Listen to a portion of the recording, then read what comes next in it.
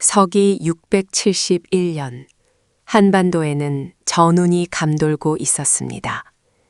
당나라의 거대한 제국군이 신라를 집어삼키려 하던 그 절체절명의 순간, 신라의 문무왕은 칼을 든 장군이 아닌 한 늙은 학자를 찾습니다. 그의 이름은 강수.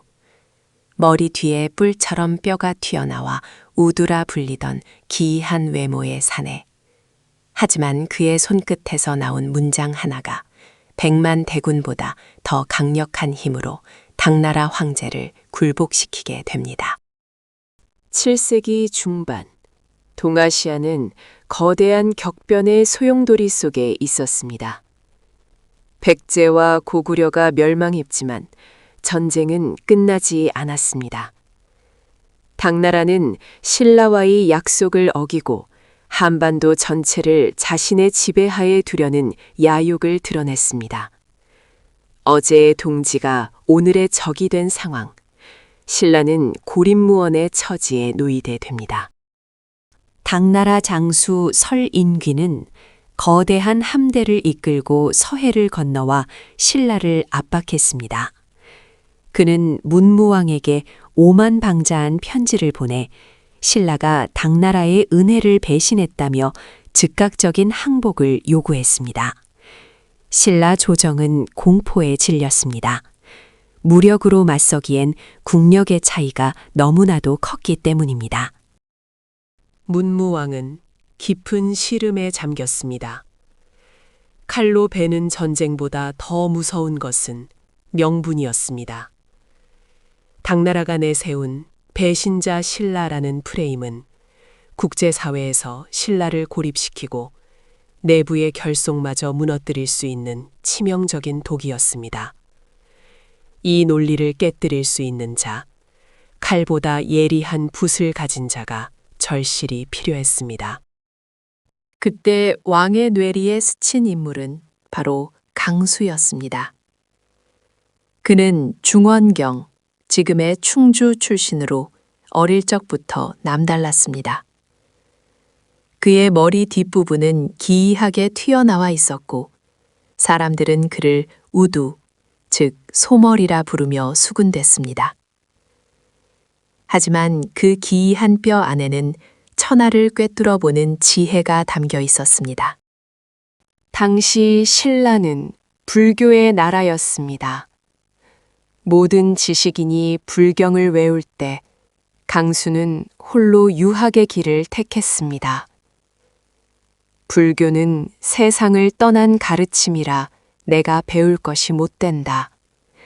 나는 유교의 도를 배워 이 세상을 경영하겠다.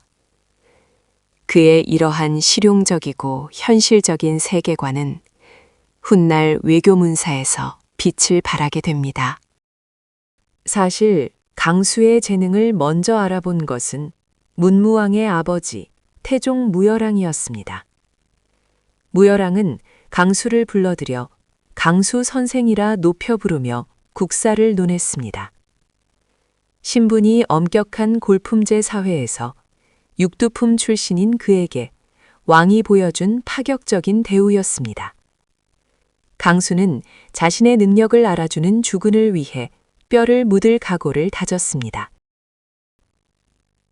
다시 현재.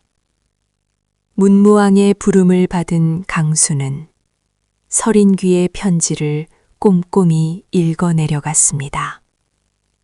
편지 곳곳에는 신라를 비하하고 협박하는 내용이 가득했습니다. 강수의 눈빛이 날카롭게 빛났습니다. 그는 붓을 들어 먹을 갈기 시작했습니다. 단순한 답장이 아니었습니다. 이것은 종이 위에서 벌어지는 전쟁이었습니다. 강수가 작성한 답설인귀서는 감정에 호소하는 글이 아니었습니다. 그는 철저한 논리로 당나라의 모순을 지적했습니다. 신라가 당나라를 배신한 것이 아니라 당나라가 먼저 신의를 저버리고 백제 땅을 차지하려 했음을, 그리고 신라는 생존을 위해 어쩔 수 없이 방어했을 뿐임을 역사적 사실에 근거하여 조목조목 반박했습니다. 강수는 글 속에서 외쳤습니다. 신라의 젊은이들이 당나라를 위해 얼마나 많은 피를 흘렸는가. 고구려 정벌 때 앞장서서 싸운 것도, 식량이 떨어진 당나라 군대에게 양식을 날라다 준 것도 신라였습니다.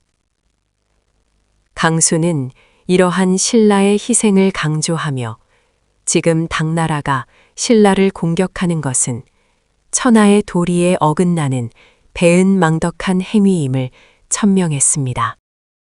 이 편지를 받아든 서린귀는 충격을 받았습니다. 오랑캐라 여겼던 신라에서 이토록 유려하고 완벽한 한문 문장으로, 그것도 한치의 오차도 없는 논리로 자신을 꾸짖을 줄은 몰랐기 때문입니다. 강수의 문장은 적장의 자존심을 건드리는 동시에 마음 한구석에 부끄러움을 심어주었습니다. 붓이 칼을 무디게 만든 순간이었습니다. 하지만 위기는 끝이 아니었습니다. 당나라 황제의 고종은 신라와의 전쟁을 정당화하기 위해 당나라에 와 있던 문무왕의 친동생 김인문을 감옥에 가두고 처형하려 했습니다. 김인문은 신라와 당 사이를 오가며 평화를 위해 평생을 바친 인물이었습니다. 문무왕은 동생을 살리기 위해 다시 한번 강수를 불렀습니다. 이번에 강수가 써야 할 글은 청방인문표, 김인문의 석방을 요청하는 탄원서였습니다. 강수는 붓을 들고 밤을 지새웠습니다. 이번에는 논리가 아닌 감동이 필요했습니다. 그는 김인문이 얼마나 당나라를 위해 충성했는지, 그리고 그를 죽이는 것이 황제의 덕망에 얼마나 큰 흠집을 내는 일인지를 절절한 문장으로 그려냈습니다. 기록에 따르면 당 고종은 강수가 쓴 이 표문을 읽고 눈물을 흘렸다고 합니다. 천하를 호령하는 황제의 마음을 움직인 것입니다. 이토록 충성스러운 신하를 내가 죽이려 했구나. 강수의 글은 단순한 외교 문서를 넘어 사람의 마음을 움직이는 예술의 경지였습니다. 결국 김인문은 처형을 면하고 풀려날 수 있었습니다. 전쟁이 끝난 후 문무왕은 강수의 공을 치하하며 엄청난 포상을 내렸습니다. 하지만 강수는 이를 모두 거절했습니다. 저는 나라의 녹을 먹는 신하로서 할 일을 했을 뿐입니다. 부귀 영화는 저에게 짐이 될 뿐입니다.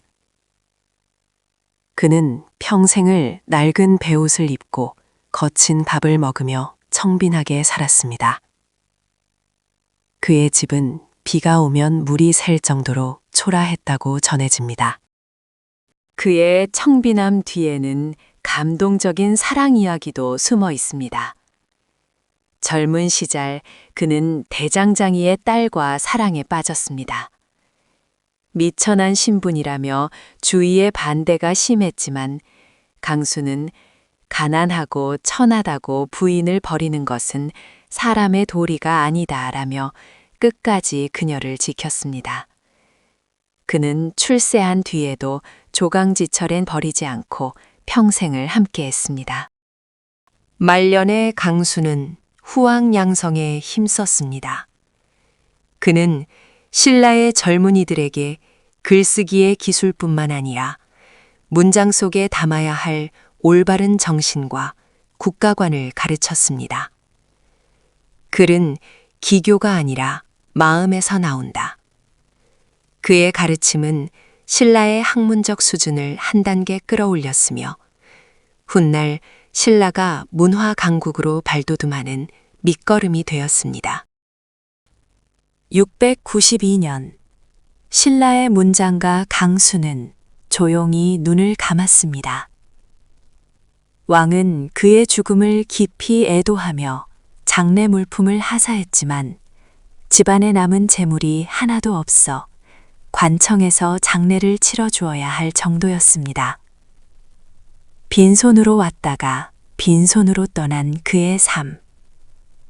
하지만 그가 남긴 문장들은 신라라는 나라를 지키는 가장 단단한 방패로 영원히 남았습니다. 역사는 강수를 단순한 문장가가 아닌 붓으로 나라를 구한 영웅으로 기억합니다. 총칼만이 무기가 아니며 진심이 담긴 논리와 문장이 얼마나 거대한 힘을 발휘할 수 있는지를 보여준 강수. 그의 이야기는 천년이 지난 오늘날까지도 우리에게 말과 글의 힘에 대한 묵직한 교훈을 전해주고 있습니다.